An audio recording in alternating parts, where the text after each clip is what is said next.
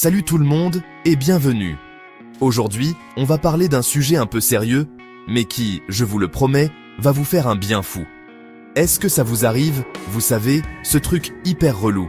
Cette petite voix dans votre tête qui, juste au moment où vous vous apprêtez à faire un truc cool, à prendre une décision importante, ou même juste à passer une bonne journée, elle débarque sans être invitée, comme un moustique dans la chambre la nuit. Elle vous souffle des trucs du genre « T'es sûr que t'es capable ? Laisse tomber, tu vas te planter de toute façon. Les autres sont bien meilleurs que toi. » Cette voix, les potes, c'est le pire des haters. Et le problème, c'est qu'elle vit dans notre propre tête. On se retrouve à être notre propre ennemi, à se saboter en permanence. Et franchement, c'est épuisant.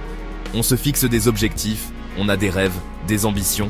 Et puis, sans même qu'on s'en rende compte, on trouve mille et une excuses pour ne pas s'y mettre. On procrastine, on doute, on se compare aux autres, sur les réseaux, jusqu'à se sentir complètement nul. C'est ça, l'autosabotage. C'est cette force invisible qui nous tire vers le bas, qui nous empêche d'atteindre notre potentiel.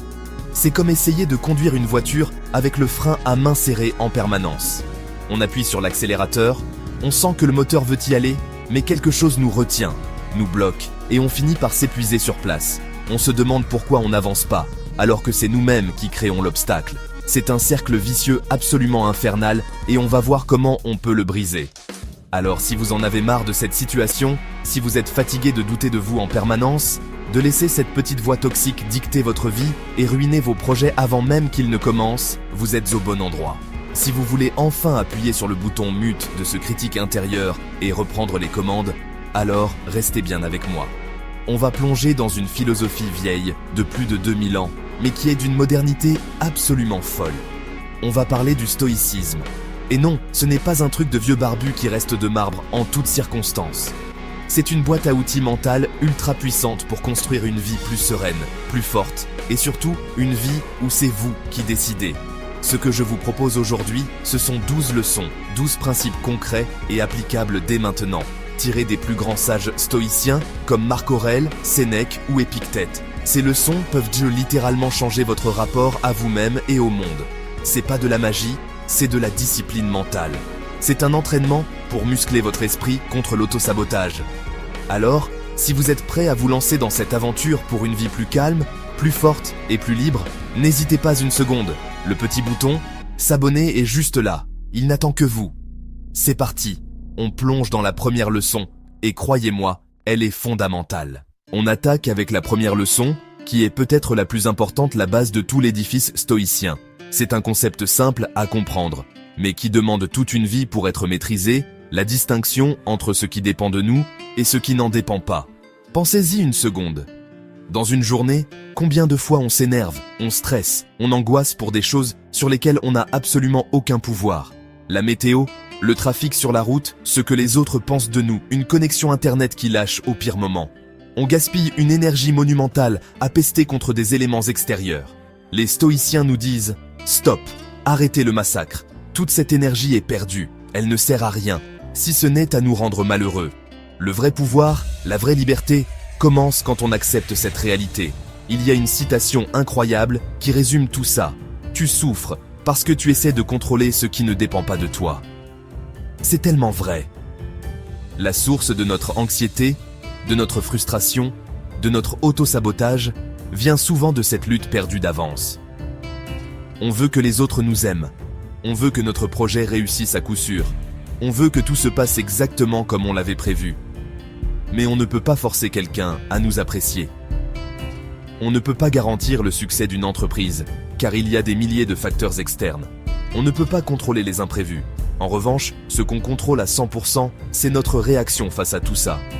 Alors, comment on fait en pratique ? C'est un exercice mental de tous les instants. Quand vous sentez la colère, le stress ou l'angoisse monter, prenez une seconde. Respirez profondément. Et posez-vous la question. Est-ce que l'objet de mon inquiétude est dans mon cercle de contrôle ? Si la réponse est non, alors il faut apprendre à lâcher prise. Visualisez cette chose comme un nuage qui passe dans le ciel. Vous ne pouvez pas l'arrêter. Vous pouvez juste le regarder passer et le laisser s'éloigner. Lâcher prise sur le résultat, sur l'opinion des autres, sur le passé. Ce n'est pas de la démission, c'est de la sagesse. C'est préserver son énergie pour ce qui compte vraiment. C'est refuser de donner les clés de son bonheur à des éléments extérieurs. Et si la réponse est oui, si la chose dépend de vous, alors là, il faut agir. Toute l'énergie que vous avez économisée en ne vous souciant pas de l'incontrôlable, vous pouvez maintenant la concentrer sur vos actions.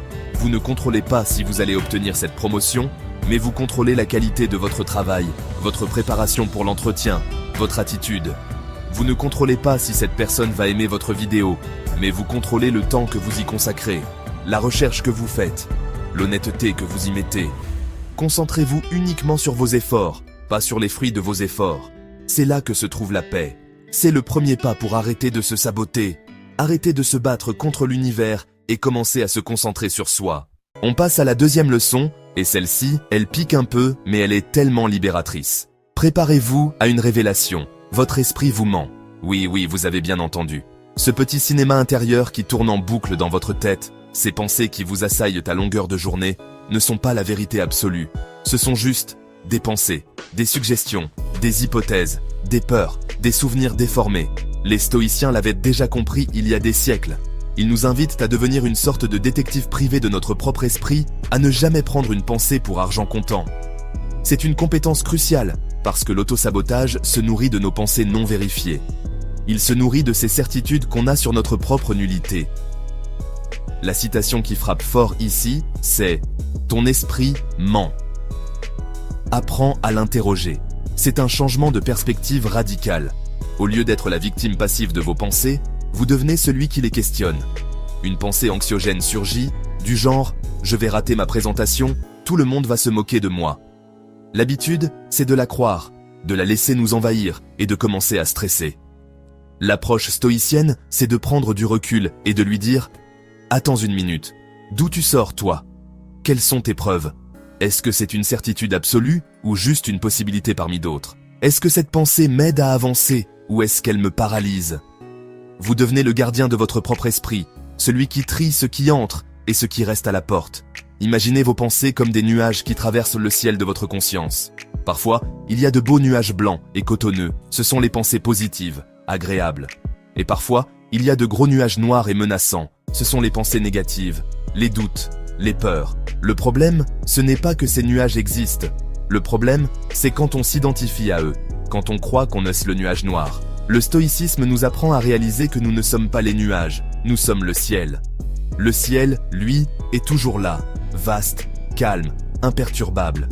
Les nuages ne font que passer. Une pensée n'est pas une vérité, c'est un événement mental passager. Vous n'êtes pas votre anxiété, vous êtes la personne qui ressent de l'anxiété en ce moment. La nuance est énorme. Pratiquer ça, c'est observer ses pensées sans jugement. C'est comme s'asseoir au bord d'une rivière et regarder les feuilles flotter. On ne saute pas dans l'eau pour attraper chaque feuille. On les regarde juste passer. Quand la petite voix de l'autosabotage arrive et vous dit « Laisse tomber, tu n'y arriveras jamais », au lieu de vous battre avec elle, vous pouvez simplement la remarquer et vous dire « Tiens, voilà la pensée « Je n'y arriverai jamais » qui passe ». Vous la reconnaissez, vous la nommez et vous la laissez continuer son chemin sans vous y accrocher. En faisant ça, la pensée perd son pouvoir sur vous. Elle n'est plus un ordre, elle devient un simple bruit de fond. Et en cessant de croire tout ce que vous pensez, vous retirez le carburant principal du moteur de l'autosabotage. Troisième leçon, et celle-ci, les amis, elle est fondamentale.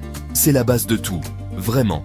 Écoutez bien la citation qui va suivre, elle pique un peu, mais elle est tellement vraie. Si tu parlais à un ami comme tu te parles à toi-même, il t'aurait déjà quitté. Ouch. Ça résonne, non?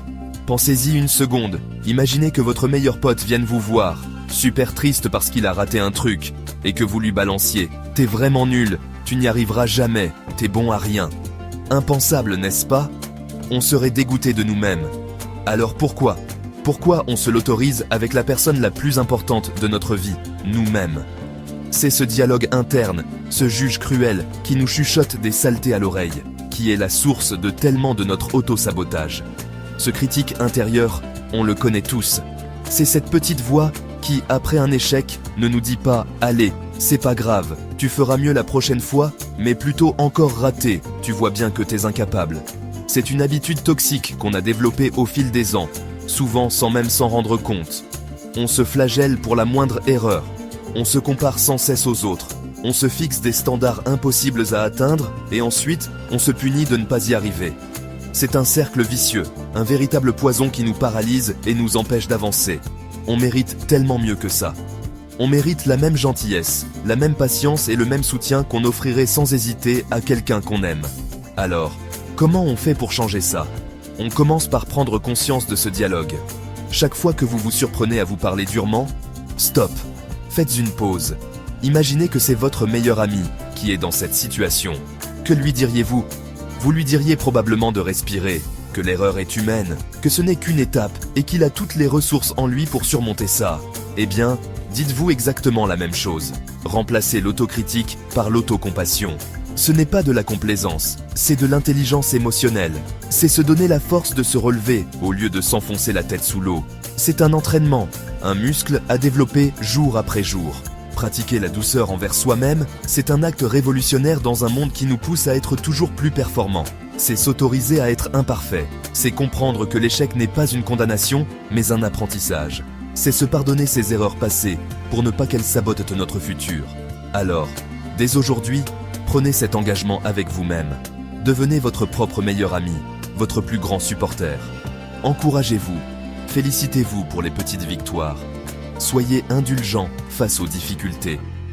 Vous verrez, en changeant ce dialogue interne, vous ne changerez pas seulement votre humeur, vous changerez radicalement votre capacité à agir et à construire la vie que vous désirez. Vous le méritez. 4e leçon, une phrase magique, un véritable mantra pour alléger votre esprit. Ce n'est pas grave, c'est tellement simple, et pourtant si puissant. On a cette tendance incroyable à transformer des petites contrariétés en catastrophes apocalyptiques. Un email qui reste sans réponse? C'est sûr, on va se faire virer. Une remarque un peu sèche d'un proche? C'est la fin de notre relation. On a renversé notre café? C'est le signe que toute la journée va être pourrie. Notre esprit s'emballe. Il construit des scénarios dignes d'un film hollywoodien à partir d'un rien. Et pendant ce temps, on s'épuise, on stresse, on s'angoisse pour des choses qui, 9 fois sur 10, n'ont absolument aucune importance sur le long terme. Le stoïcisme nous rappelle une vérité essentielle. Chaque problème est une opportunité déguisée. Pensez à la dernière fois que vous avez paniqué pour quelque chose. Est-ce que c'était vraiment si terrible avec le recul? Probablement pas. Notre cerveau est programmé pour anticiper le danger. C'est un héritage de nos ancêtres qui devaient en survivre dans la savane.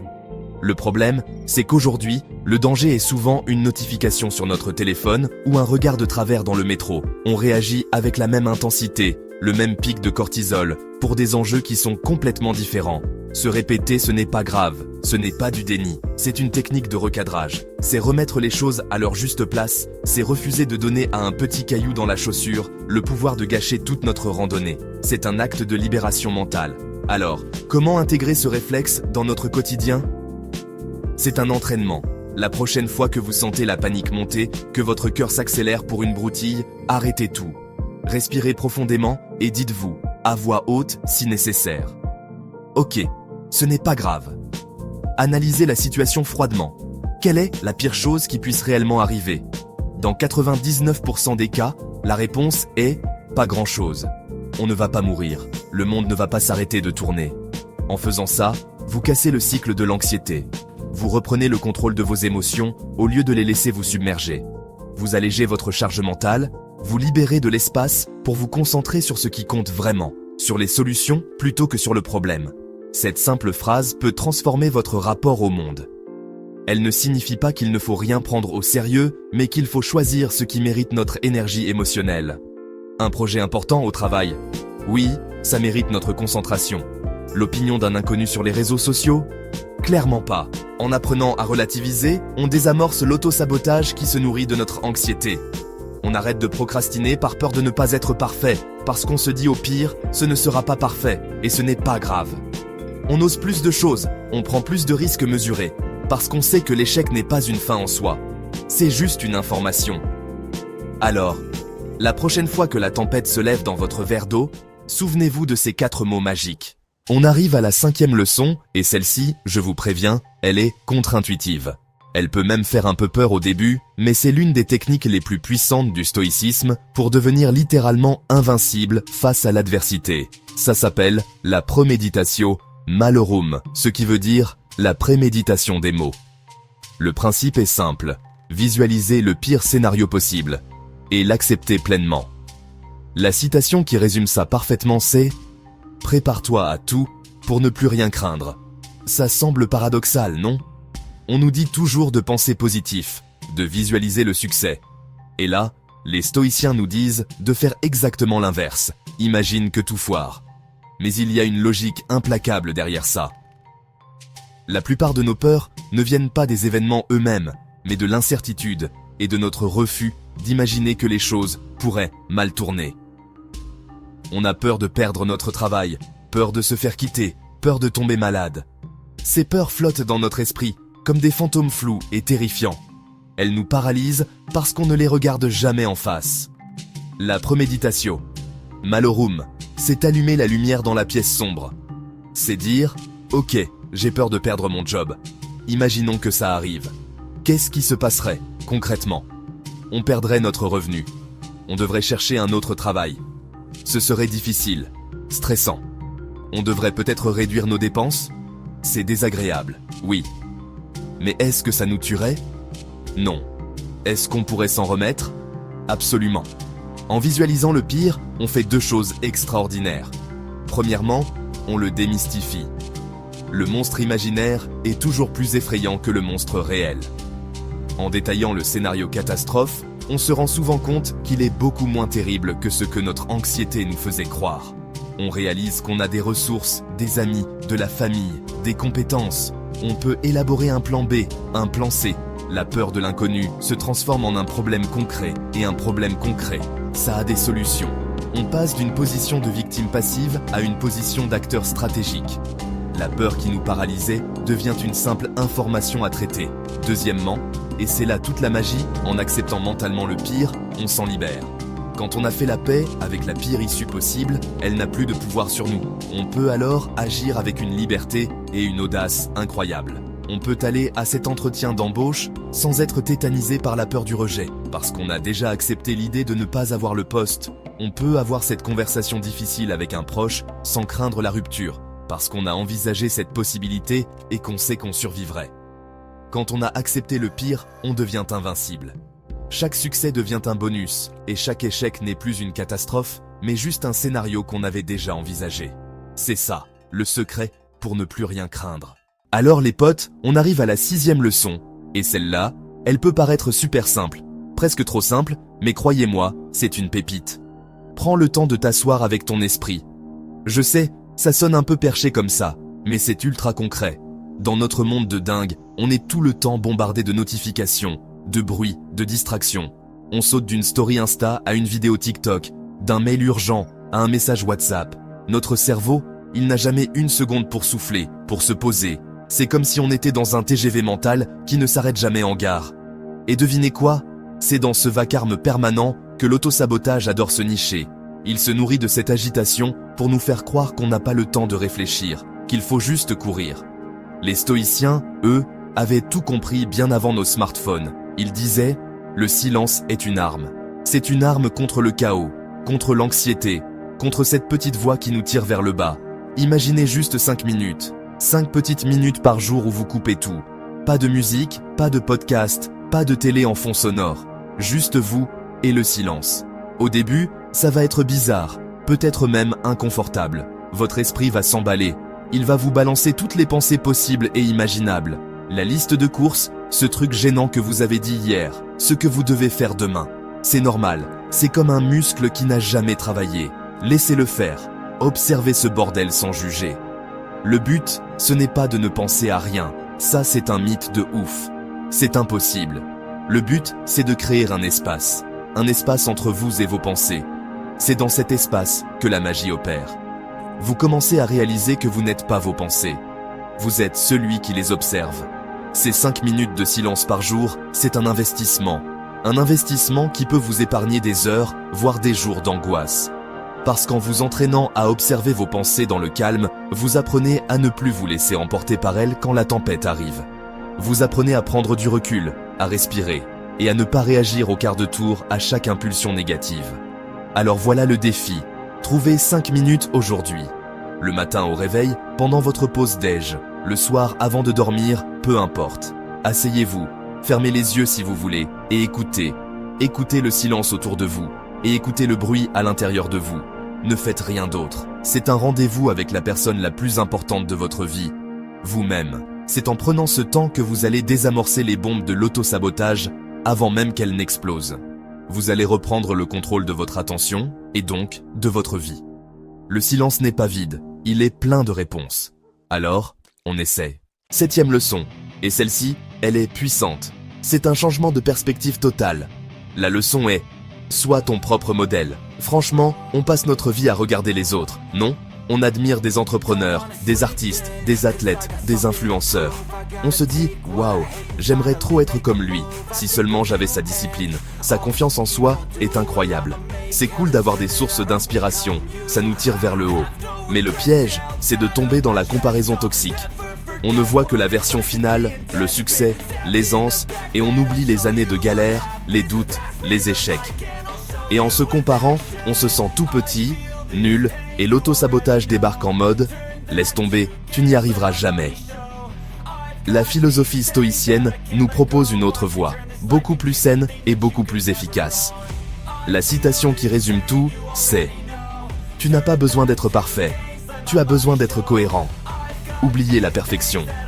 La perfection, c'est une illusion, un mirage qui vous fera toujours courir dans le désert sans jamais l'atteindre. C'est l'excuse parfaite pour ne jamais commencer. La cohérence, par contre, c'est à votre portée. C'est réel, c'est concret. Ça veut dire quoi ? Ça veut dire s'aligner avec ses propres valeurs, avec la meilleure version de soi-même. Et cette meilleure version, ce n'est pas quelqu'un d'autre, c'est vous. C'est le vous d'hier que vous allez essayer de battre aujourd'hui. L'idée, c'est de s'inspirer de soi-même. Regardez en arrière, il y a 1 an, 5 ans. Regardez tout le chemin que vous avez parcouru, les obstacles que vous avez surmontés, les choses que vous avez apprises. Vous êtes déjà un héros, votre propre héros. Votre seul et unique concurrent, c'est la personne que vous étiez hier. L'objectif n'est pas de faire un saut de géant, mais de s'améliorer de 1% chaque jour, juste un tout petit pourcent. Ça semble ridicule, hein ? Mais faites le calcul. 1% d'amélioration chaque jour, grâce à l'effet cumulé, ça vous rend presque 38 fois meilleur à la fin de l'année. C'est juste énorme. Un tout petit pas, chaque jour. Alors comment on fait concrètement ? Choisissez un domaine. Ça peut être n'importe quoi. Manger un légume de plus aujourd'hui qu'hier. Lire 2 pages d'un livre au lieu d'une seule. Faire une pompe de plus.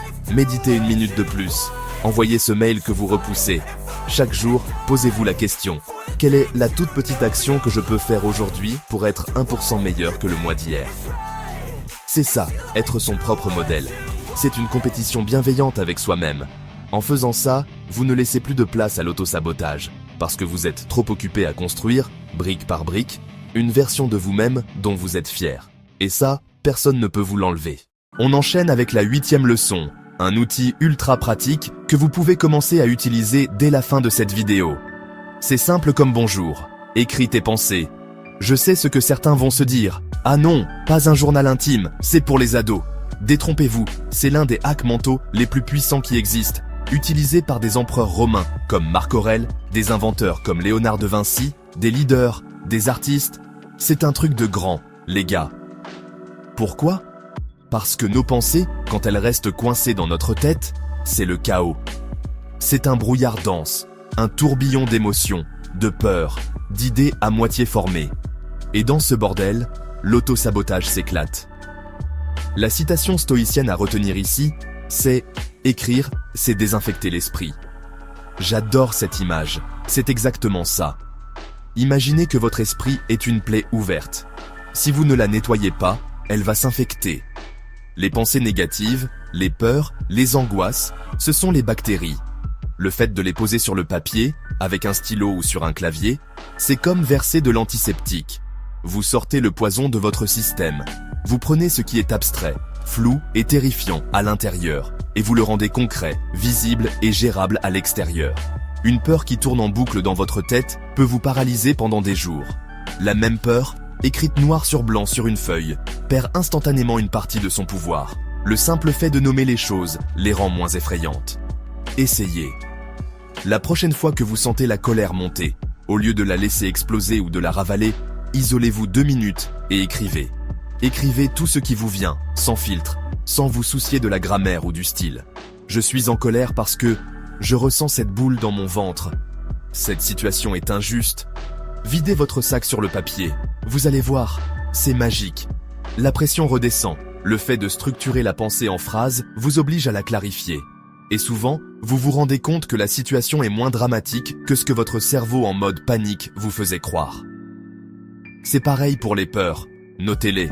J'ai peur d'échouer à cet examen. J'ai peur de parler en public.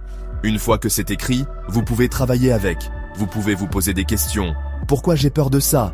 Quel est le pire qui pourrait arriver? Comment je peux me préparer? Vous passez d'une position de victime passive de vos émotions à une position d'acteur qui analyse et cherche des solutions. Vous transformez le chaos en clarté. Vous n'avez pas besoin d'écrire un roman chaque jour. Quelques lignes suffisent. Le matin pour poser vos intentions, le soir pour vider les angoisses de la journée. Un petit carnet et un stylo peuvent devenir vos meilleurs alliés contre l'auto-sabotage. C'est votre laboratoire mental personnel, votre exutoire privé. Alors, on désinfecte cet esprit? Alors, 9e leçon, et celle-là, elle est cruciale. Les amis, c'est un peu comme dans un jeu vidéo, tu vois. Tu as une barre d'énergie, une jauge de mana, et chaque action te coûte quelque chose. Eh bien, ton esprit, c'est pareil. Tu as une quantité limitée d'énergie mentale chaque jour. Et la question c'est, où est-ce que tu la dépenses? Est-ce que tu la grilles sur des trucs qui n'en valent pas la peine? Comme cette petite remarque désagréable qu'on t'a faite ce matin, ou le fait que quelqu'un t'ait doublé dans la file d'attente. Les stoïciens nous disent « Ne laisse pas ton esprit s'user dans des conflits imaginaires ». C'est tellement vrai. Combien de fois on s'est refait le match dans notre tête en imaginant ce qu'on aurait dû dire, en se préparant à une confrontation qui n'aura jamais lieu? C'est de l'énergie perdue, du temps de cerveau gaspillé pour rien. Chaque fois que tu sens ton esprit s'emballer pour un truc futile, imagine cette petite jauge d'énergie qui descend dans le rouge. Est-ce que ce conflit, souvent avec toi-même ou avec une version imaginaire de quelqu'un d'autre, mérite vraiment de te vider comme ça? La plupart du temps, la réponse est non. Choisir ses batailles mentales, c'est devenir le stratège de sa propre tranquillité. C'est décider consciemment de ne pas donner ton attention, ton temps et ton énergie à des pensées qui ne te construisent pas, qui ne t'apportent rien de positif. C'est comme si tu étais le videur de ta propre boîte de nuit mentale, et que tu disais, toi, la pensée négative sur ce qui pourrait mal se passer demain, tu ne rentres pas. Toi, le souvenir embarrassant d'il y a 5 ans, dehors. C'est un acte de pouvoir énorme. L'auto-sabotage adore ces petites batailles inutiles. Il se nourrit de ça. Il te fait croire que tu dois absolument régler ce conflit imaginaire, que tu dois te torturer l'esprit sur cette micro-erreur. Pourquoi? Parce que pendant que tu fais ça, tu ne fais pas ce qui compte vraiment. Tu ne travailles pas sur tes projets. Tu ne prends pas soin de toi. Tu ne profites pas du moment présent. L'appel à l'action ici est simple, mais pas facile. Laisse tomber ce qui ne te construit pas. Apprends à identifier ces pensées parasites et à les laisser passer sans t'y accrocher. Imagine-les comme des pop-up de pub sur un site web. Tu ne cliques pas dessus, tu cherches juste la petite croix pour les fermer et continuer ta navigation. C'est un entraînement quotidien, un véritable art martial de l'esprit. Alors, la prochaine fois qu'une pensée anxiogène ou une colère stérile pointe le bout de son nez, pose-toi la question. Est-ce que cette bataille vaut mon énergie? Est-ce qu'elle me fait avancer? Si la réponse est non, alors prends une grande inspiration et lâche l'affaire. Déclare forfait. Mais ce n'est pas un forfait de faiblesse, c'est un forfait stratégique. C'est la décision d'un général sage qui refuse d'envoyer ses troupes dans un combat perdu d'avance et sans intérêt. Tu conserves tes forces pour les vraies batailles, celles qui comptent, construire ta confiance, atteindre tes objectifs et être en paix avec toi-même. Ça, c'est une guerre qui vaut la peine d'être menée. Et tu as besoin de toute ton énergie pour la gagner. On arrive à la 10e leçon, et celle-ci, c'est un véritable game changer. C'est une règle simple qui peut transformer radicalement ta vie si tu l'appliques vraiment. On a tous ce réflexe parfois de se plaindre. Oh là là, il pleut, c'est nul, mon boss est insupportable, j'y arriverai jamais, c'est trop dur. Se plaindre, c'est facile. Ça soulage sur le moment, on a l'impression d'évacuer quelque chose. Mais en réalité, comme le dit la citation stoïcienne, se plaindre, c'est s'enfoncer. Agir, c'est remonter. Chaque plainte est comme une petite pelle que tu utilises pour creuser ton propre trou. Tu t'enfonces un peu plus dans le sentiment d'impuissance, dans la négativité. Tu te places en victime des circonstances et tu donnes tout ton pouvoir aux éléments extérieurs. Le truc, c'est que se plaindre, c'est passif. C'est une reconnaissance de ton incapacité à changer la situation. C'est dire à ton cerveau, ok, la situation est nulle et on ne peut rien y faire, alors restons là à mariner dans notre jus de seum. L'autosabotage adore ça, c'est son carburant préféré. Il te murmure à l'oreille, tu vois, tu as raison de te plaindre, le monde est contre toi, autant ne rien essayer. C'est un cercle vicieux qui te paralyse. L'antidote stoïcien est radical. À chaque fois que l'envie de te plaindre te prend, force-toi à faire une action, n'importe laquelle. Même la plus minuscule qui soit, mais une action qui va dans le sens d'une solution ou simplement dans le sens du mouvement. C'est un changement total de perspective. L'idée, c'est de hacker ce réflexe de plainte. Ton cerveau est programmé pour dire « c'est nul ». Tu vas le reprogrammer pour qu'il dise « ok, c'est comme ça, qu'est-ce que je fais maintenant ?» Tu en as marre de ton désordre? Au lieu de te plaindre, ramasse un seul truc et mets-le à sa place. Justin, tu te plains de ne pas être en forme? Au lieu de soupirer devant le miroir, fais un seul squat. Ou décide de boire un verre d'eau au lieu d'un soda. Tu te plains de ton projet qui n'avance pas? Ouvre le document et écris une seule phrase. Ce n'est pas l'ampleur de l'action qui compte au début, c'est le fait de remplacer la passivité de la plainte par l'activité de l'action. C'est briser le sortilège de l'impuissance. En faisant ça, tu envoies un message surpuissant à ton subconscient. Tu lui dis « Je ne suis pas une victime, je suis un acteur. J'ai du pouvoir sur ma réalité. » Chaque petite action est une victoire contre l'auto-sabotage. Chaque plainte transformée est une marche que tu montes pour sortir du trou. Au début, ça demande un effort conscient, c'est clair. Mais petit à petit, ça devient une nouvelle habitude, un nouveau mode de fonctionnement. Tu ne vois plus des problèmes, mais des points de départ pour l'action. Tu ne vois plus des murs, mais des escaliers. C'est ça, remonter. C'est reprendre le contrôle, pas à pas, action après action, et transformer l'énergie de la frustration en carburant pour le changement. Alors, la prochaine fois que tu ouvres la bouche pour te plaindre, arrête-toi et demande-toi « Quelle est la plus petite action que je peux faire, là, maintenant ?» Et fais-la. On arrive à la 11e leçon, et celle-là, elle va peut-être te paraître évidente, mais crois-moi, on l'oublie tout le temps. C'est l'idée de s'entourer de calme, et pas de bruit. Les stoïciens l'avaient déjà compris il y a des siècles. Ton environnement façonne ton esprit. C'est une dinguerie à quel point c'est vrai, non? Regarde autour de toi, là, maintenant. Est-ce que c'est le chaos? Est-ce que la télé est allumée en fond, pour rien? Est-ce que t'as 25 onglets ouverts sur ton ordi? Est-ce que ton téléphone vibre toutes les 3 secondes? Ce bruit constant, ce bombardement d'informations, ce n'est pas juste du son. C'est un agresseur silencieux pour ton cerveau, qui le force à être en alerte permanente, à sprinter sans jamais pouvoir se reposer.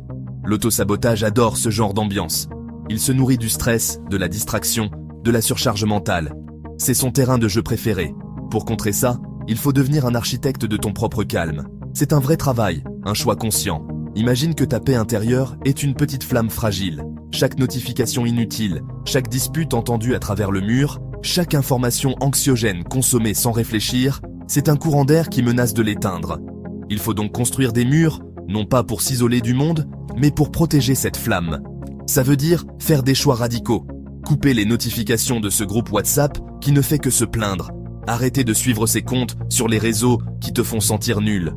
Choisir de passer une soirée avec un livre plutôt qu'avec les infos en continu qui hurlent à la fin du monde. Moins de chaos autour de toi, c'est mathématiquement plus de paix en toi. Ce n'est pas seulement une question d'environnement physique, comme un bureau bien rangé, même si ça aide énormément. C'est aussi une question d'environnement social et digital. Avec qui passes-tu ton temps? Est-ce que tes amis te tirent vers le haut ou est-ce qu'ils passent leur temps à critiquer, à se lamenter, à générer du drame pour rien? Ces conversations sont aussi du bruit. Un bruit toxique qui s'infiltre dans tes pensées et qui colore ta vision du monde en gris. Choisis de passer plus de temps avec des gens calmes, des gens qui t'apaisent, qui t'écoutent vraiment, qui t'inspirent à être meilleur. Fais le tri. C'est ton droit le plus strict de protéger ton énergie. Ton esprit est ton sanctuaire. Ne laisse pas n'importe qui y entrer et y mettre le bazar. C'est toi le videur. C'est toi qui décides qui a le droit d'entrer. Alors, l'action concrète, c'est quoi? C'est de faire un audit de ton environnement. Prends une feuille et liste toutes les sources de bruit dans ta vie. Les bruits sonores, mais aussi visuels, digitaux et sociaux. Et pour chaque source de bruit, demande-toi, est-ce que ça me nourrit ou est-ce que ça me vide? Sois honnête et ensuite, agis. Coupe, supprime, mets en sourdine, éloigne-toi. C'est un acte de self-care radical. Tu vas peut-être te sentir seul au début, mais ce n'est pas de la solitude, c'est du silence. Et dans ce silence, tu vas enfin pouvoir t'entendre penser clairement, sans interférence.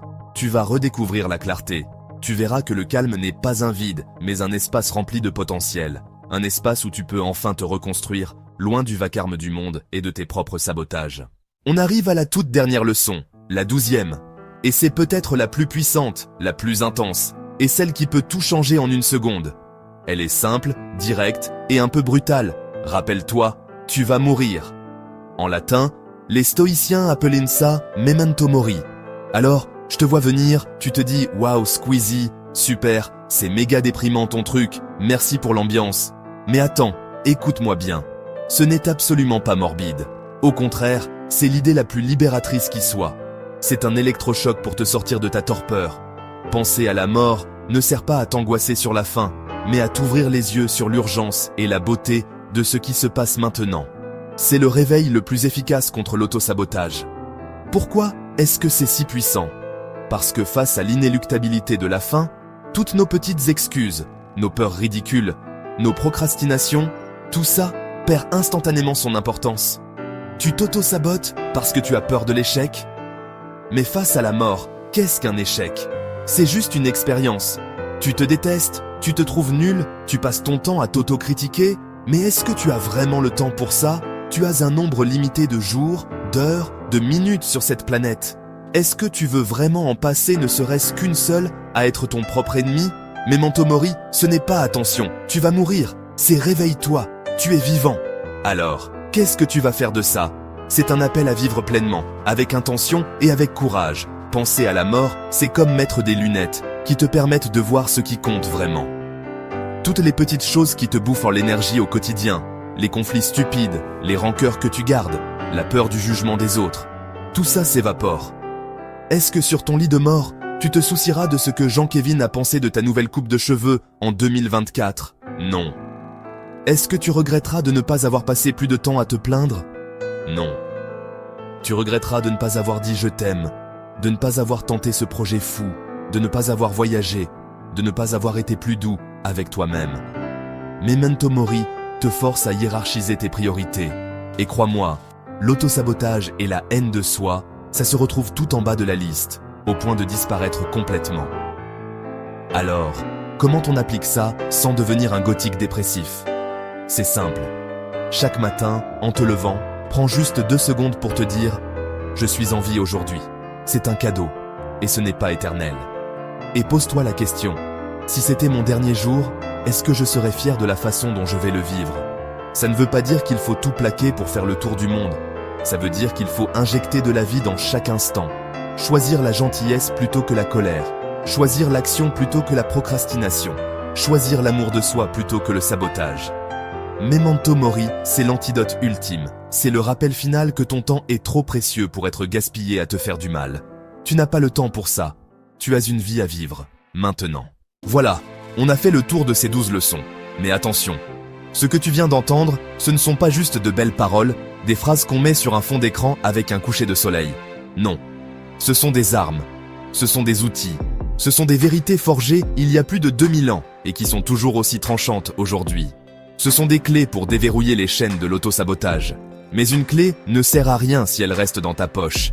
Il faut l'utiliser. Applique ces principes. Choisis-en un, juste un, et commence aujourd'hui. Répète-les jusqu'à ce qu'ils deviennent une seconde nature, jusqu'à ce qu'ils fassent partie de toi, de ton ADN mental. C'est un entraînement, un combat de chaque instant. Et surtout, au milieu de ce combat, souviens-toi de cette vérité fondamentale, la plus importante de toutes. Tu es plus fort que tes pensées. Tes pensées ne sont que des suggestions, des nuages qui passent dans le ciel de ta conscience. Tu n'es pas obligé de les croire. Tu es plus grand que tes peurs. Tes peurs sont des ombres, des fantômes, qui n'ont de pouvoir que celui que tu leur donnes. Allume la lumière et elles disparaissent. Et le plus incroyable dans tout ça, tu es libre. Tu es libre de choisir une autre pensée, une autre action, un autre chemin. Cette liberté n'est pas quelque chose que tu dois atteindre demain ou dans un an. Elle est là, disponible pour toi, dès maintenant, dans ce souffle précis. Alors voilà, on arrive à la fin de cette vidéo. Si ces mots ont résonné en toi, s'ils ont touché quelque chose, si une petite lumière s'est allumée, alors mon travail est fait. Si cette vidéo t'a parlé, Si tu penses qu'elle peut t'aider, la meilleure chose que tu puisses faire, c'est de t'abonner pour ne pas rater les prochaines. C'est un soutien énorme pour moi. Et encore mieux, partage-la. Pense à une personne dans ton entourage, un ami, un membre de ta famille, qui se bat peut-être en silence contre ses propres démons. Envoie-lui cette vidéo. Ça pourrait être le message qu'il ou elle attendait pour commencer à changer les choses. Un petit clic pour toi peut faire une différence immense pour quelqu'un d'autre. Et avant de te laisser, je veux que tu partes avec cette dernière pensée. Une phrase à garder avec toi quand le bruit du monde et de ton esprit devient trop fort. N'oublie jamais, le calme est une force. Ce n'est pas de la passivité, ce n'est pas de la faiblesse. C'est une puissance tranquille, un roc inébranlable au milieu de la tempête. Cultive ce calme, protège-le, et tu verras que tu deviendras invincible. Merci de m'avoir écouté jusqu'au bout. Prends soin de toi, et je te dis à très bientôt pour une nouvelle vidéo. Ciao.